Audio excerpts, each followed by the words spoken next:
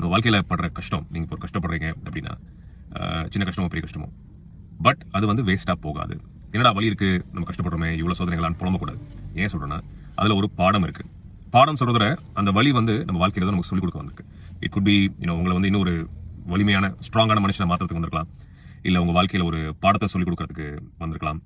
ஏதோ ஒன்று நீங்கள் அந்த வழி தாண்டி அந்த ஸ்டேஜை தாண்டினதுக்கப்புறம் நீங்கள் அது திரும்பி பார்க்கும்போது கண்டிப்பாக ஏதோ ஒரு விதத்தில் உங்களை அது பலன் அளிச்சிருக்கும். உங்களுக்கு ஒரு நல்லது பண்ணிட்டு தான் அந்த வழி உங்களை விட்டு போயிருக்கும்.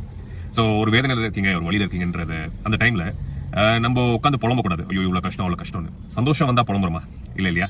இன்ஃபேக்ட் சந்தோஷம் எவ்வளோ ஒரு நல்ல விஷயம் நமக்கு பண்ணுதோ, ஈக்குவலாக வலியும் வேதனையும் நமக்கு பண்ணும்.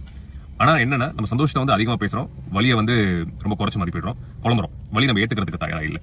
ஸோ த பாயிண்ட் இஸ், கண்டிப்பாக ஏதோ ஒரு கஷ்டம் ஒரு சூழலை நீங்கள் இருந்தீங்கன்னா, என்னமோ ஒரு நல்ல விஷயம் உங்களுக்கு நடக்க போகுது. It is coming. அது நாளோ வாரங்களோ மாதங்களோ, நான் எப்படி சொல்கிற மாதிரி இட் இஸ் கமிங். ஸோ